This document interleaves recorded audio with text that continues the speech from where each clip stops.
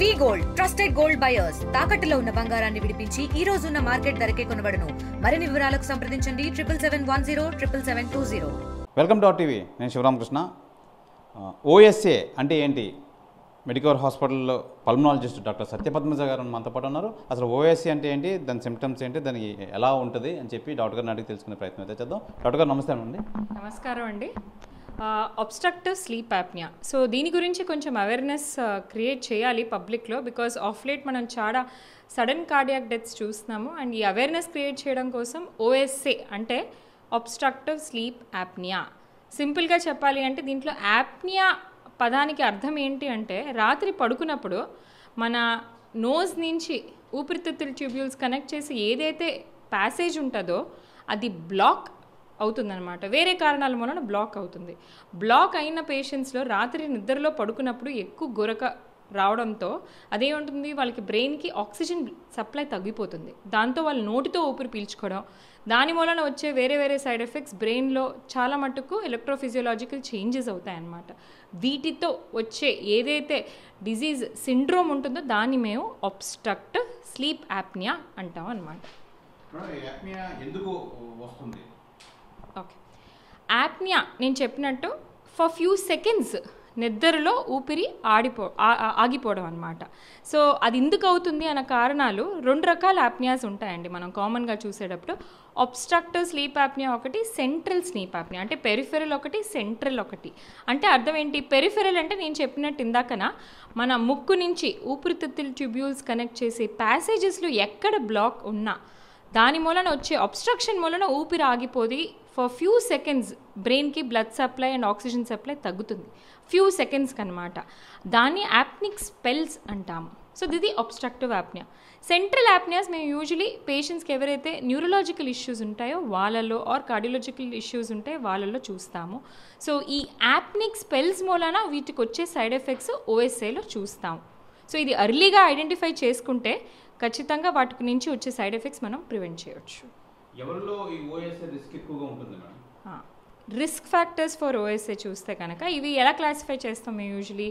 Genetic ఒకటి, ఇంకోటి acquired అంటాం. జెనెటిక్ అంటే కొంతమంది చిన్నప్పటి నుంచి చాలా ఒళ్ళుగా ఉండడం, దాని మూలన వాళ్ళకి ఇది నెక్ చాలా షార్ట్గా ఉండడం, ఇక్కడ సాఫ్ట్ టిష్యూ కాంపోనెంట్ ఇది ఏదైతే నెక్ మజిల్స్ సాఫ్ట్ టిష్యూ ఉంటుందో ఇది చాలా ఎక్కువ ఉండడం. వీళ్ళల్లో ఏమవుతుంది, చాలా షార్ట్ నెక్ ఉండడం వలన నేను ఏదైతే చెప్పానో దట్ ప్యాసేజ్ మన నోస్కి ఊపిరితిత్తుల ట్యూబ్యూల్ కనెక్ట్ చేసే ప్యాసేజ్ బ్లాక్ అయ్యే ఛాన్సెస్ ఎక్కువ ఉంటాయి వీళ్ళల్లో. ఇది కాక అక్వైర్డ్ కాజెస్ అయితే ఒబెసిటీ మోస్ట్ కామన్ అండి. ఎవరైతే చాలా ఓవర్ వెయిట్ అండ్ ఒళ్ళుగా ఉంటారో వాళ్ళల్లో ఈ ప్యాసేజ్ చాలా నేరో అయ్యి ఈ యాప్నిక్ స్పెల్స్ వాళ్ళలో చాలా కామన్గా వస్తాయి. ఇది కాక ఎవరికైతే ఎక్కువ ఒళ్ళుతో పాటు డయాబెటీస్, హైపర్ టెన్షన్, కొలెస్ట్రాల్ ఉన్న వాళ్ళకి మెటబాలిక్ సిండ్రోమ్ అని ఒక సిండ్రోమ్ ఉంటుంది వాళ్ళకి యూజువలీ. వాళ్ళల్లో కూడా మనం ఇది కామన్గా చూస్తాం. సో ఇది ఒక రిస్క్ ఫ్యాక్టర్గా సింపుల్గా చెప్పాలంటే ఎవరైతే చాలా ఒళ్ళుగా ఉండి ఎక్కువ గొరక పెట్టి మీకు స్లీప్ డిస్టర్బ్ అవుతుందంటే వాళ్ళు ఖచ్చితంగా హై రిస్క్ ఫ్యాక్టర్స్లో వస్తారు ఓఎస్ఏకి. సో ఓఎస్ఏ నేను మీకు ఎందుకు వస్తుందని చెప్పాను.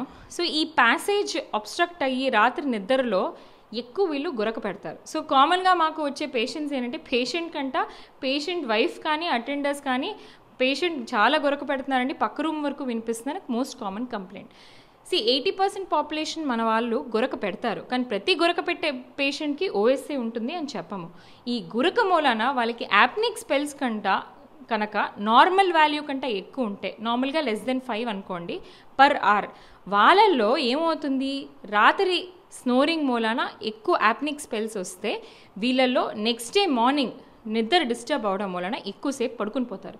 దాన్ని మేము ఇంగ్లీష్లో ఎక్సెసివ్ డే టైమ్ స్లీపీనెస్ అంటాం. అంటే ఏంటి, వీళ్ళు టీవీ చూస్తూ నిద్రపోతారు, ఎవరితో మాట్లాడుతుంటే మీటింగ్స్లో నిద్రపోతారు. వర్స్ట్ కేస్ సినారియోలో అయితే వీళ్ళు డ్రైవ్ చేస్తున్నప్పుడు కూడా నిద్రపోయి యాక్సిడెంట్స్ కూడా అవుతాయన్నమాట. అది సివియర్ కండిషన్స్. సో ఇలాంటివి కనుక ఏదైనా ఖచ్చితంగా ఉంటే ఓఎస్ఏకి మీరు ఎవాల్యుయేట్ చేసుకోవాలి. అది స్నోరింగ్ ఎక్కువ ఉండి దీని నుంచి మీకు పొద్దున లేచిన వెంటనే రిఫ్రెష్డ్ స్లీప్ లేదు, హెడేక్గా ఉంది, ఎక్కువ నిద్రపోవాలనిపిస్తుంది, యాక్టివ్గా లేరు, మీరు నిద్ర సింపుల్ మీటింగ్స్లో సింపుల్ పని చేసుకున్నప్పుడు నిద్రపోతున్నారు, ఇవి ఎలాంటి మీకు సూచనలు కనుక ఉంటే ఖచ్చితంగా ఓఎస్ఏకి ఎవాల్యుయేట్ చేసుకోండి. ఎలా గుర్తిస్తారు మేడం? అసలు మామూలుగా దీన్ని డయాగ్నోస్ ఎలా చేస్తారు, ఏంటి, ఎలా జాగ్రత్తలు తీసుకోవాలి? ఓకే. సో కొంతమంది పేషెంట్స్ అయితే ఈ నేను చెప్పిన రిస్క్ ఫ్యాక్టర్స్ వాళ్ళలో మా దగ్గర ఎవాల్యుయేషన్కి వచ్చేస్తారు. మేడం ఎక్కువ గొరక పెడుతున్నాం, పొద్దున పూట ఎక్కువ నిద్ర వచ్చేస్తుంది, మాకు ఫ్రెష్ స్లీప్ లేదు అని. వాళ్ళల్లో మేము ఖచ్చితంగా క్లినికల్ అనాలిసిస్ చూసి అంటే వీళ్ళకి ఏంటి రిస్క్ ఫ్యాక్టర్స్ ఉన్నాయని ఎవాల్యుయేట్ చేసేస్తాము క్లినికలీ. లైక్ ఒబెసిటీ, ఒళ్ళుగా ఉన్నవాళ్ళు, థైరాయిడ్ ప్రాబ్లం ఉన్నవాళ్ళు, ఇది కాక హార్ట్ ఇష్యూస్ కానీ న్యూరలాజికల్ ఇష్యూస్ ఉన్న వాళ్ళల్లో. సో బేసిక్ క్లినికల్ అనాలిసిస్ తర్వాత గోల్డ్ స్టాండర్డ్ టెస్ట్ అయితే మేము స్లీప్ స్టడీ అంటామండి. ఇంగ్లీష్లో దీన్ని పాలీసోమ్నోగ్రఫీ అంటాం. అంటే ఏంటి, దీంట్లో వేరియస్ లెవెల్స్ ఆఫ్ స్టడీస్ ఉన్నాయి. లెవెల్ 1 గోల్డ్ స్టాండర్డ్ అంటే హాస్పిటల్లో ఒక టెక్నీషియన్ మిమ్మల్ని పేషెంట్ అడ్మిట్ చేసి మేము స్లీప్ ల్యాబ్ మంచి పడుకునే విధంగా వాళ్ళకి ఒక రూమ్ క్రియేట్ చేసి వాళ్ళకి చిన్న ఎలక్ట్రానిక్ లీడ్స్ తల మీద as well as multiple leads connect చేసి ఒక టెక్నీషియన్ అబ్జర్వేషన్లో రాత్రంతా ఒక స్టడీ చేస్తాం. దాంట్లో వాళ్ళ గురక ఎంతసేపు పెడుతున్నారు, ఆక్సిజన్ లెవెల్స్ ఎంతవరకు తగ్గుతున్నాయి, ఎవ్రీ ఈవెంట్ మాకు స్లీప్ స్టడీలో రికార్డ్ అవుతుంది. ఇది కాకపోతే లెవెల్ 2 పాలీసోమ్నోగ్రఫీ అంటే ఇంటికే వచ్చి టెక్నీషియన్ మీకు ఫుల్ నైట్ స్లీప్ స్టడీ చేస్తారు. ఆ రికార్డింగ్ తీసుకొచ్చి డాక్టర్కి ఫుల్ రీడింగ్ ఇస్తారు. దీంట్లో 8 గంటలు మీరు పడుకున్నది రికార్డ్స్ అంతా, ఎలక్ట్రానిక్ రికార్డ్స్ అంతా, మీరు ఏదైతే మీకు తెలియదు, మీ పక్కనున్న రిలేటివ్స్కి తెలియదు, ఆ ఈవెంట్స్ అంతా మాకు రికార్డ్ అవుతుంది. సో దాంట్లో ప్రతి గంటలో ఎన్నిసార్లు మీ స్నోరింగ్ మూలాన మీ అబ్స్ట్రక్టివ్ యాప్నిక్ స్పెల్స్ ఏదైతే నేను చెప్పానో ఆ వాల్యూ నార్మల్గా అయితే <5 ఉండాలి పర్ అవర్. అది కనుక more than 5 ఉన్నవాళ్ళు ఖచ్చితంగా ఇది డయాగ్నోస్ అయి ఉంటుంది. దాన్ని మేము ఓఎస్ఏ అంటాము.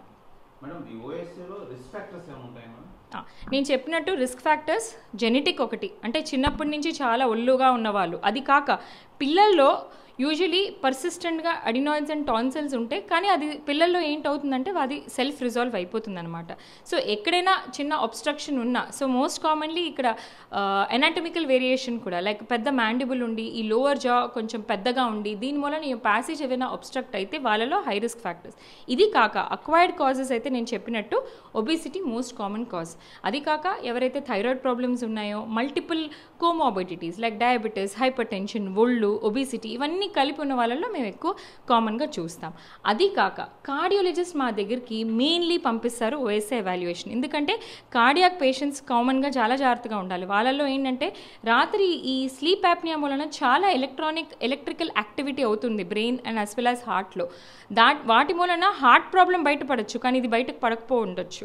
సో కార్డియాలజిస్ట్ మాకు రెట్రోస్పెక్టివ్లీ ఏంటంటే అందరు కార్డియాక్ పేషెంట్స్కి ఎవరైతే వాళ్ళు హై రిస్క్లో సస్పెక్ట్ చేస్తున్నారో వాళ్ళు మాకు ఓఎస్ఏకి ఎవాల్యుయేషన్ పంపిస్తారు.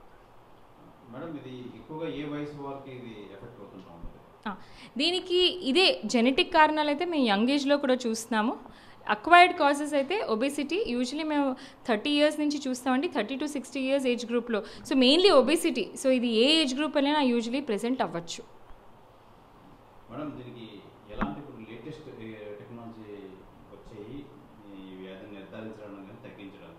ఓకే.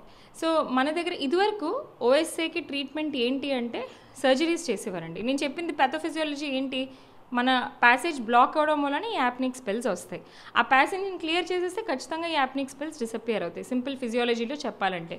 కానీ ఇదివరకు చేసే సర్జరీస్ యూజువలీ ఫెయిల్ అయ్యేది, దాని సక్సెస్ రేట్ పెద్ద రాలేదు. సో దీనికి ఇప్పుడు మేము సింపుల్ చేసే ట్రీట్మెంట్ ఏంటి అంటే మైల్డ్గా ఉంటే కనుక <5 to 15 వాల్యూ ఉంటే కనుక సింపుల్ లైఫ్ స్టైల్ మోడిఫికేషన్ చాలండి. దీనికి ఏం ట్రీట్మెంట్ అక్కర్లేదు.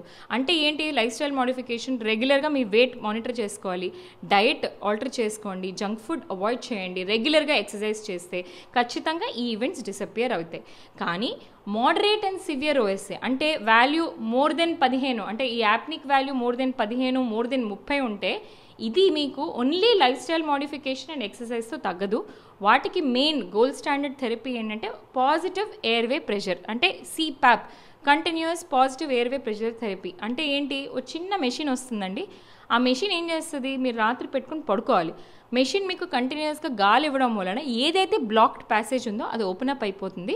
అది ఓపెన్ అప్ అవడం వలన మీకు ఫ్రీగా నోటితో ఊపిరి పీల్చుకోవచ్చు, మీ యాప్నిక్ స్పెల్స్ డిసపియర్ అవుతాయి, గొరక డిసపియర్ అవుతుంది, అండ్ హాయిగా మీ blood supply to the brain ఏదైతే తగ్గుతుందో అదంతా రెక్టిఫై అయిపోతుంది. It's a very simple treatment. దీనికి ఏం పెద్ద హై అండ్ ప్రొసీజర్స్ కూడా అక్కర్లేదు.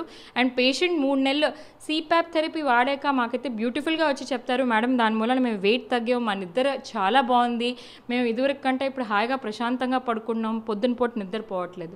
సో మెయిన్ ఇది పాజిటివ్ ఎయిర్వే ప్రెషర్ థెరపీయే. సో నేనేమంటానంటే ట్రీట్మెంట్, ప్రివెన్షన్ ఇస్ బెటర్.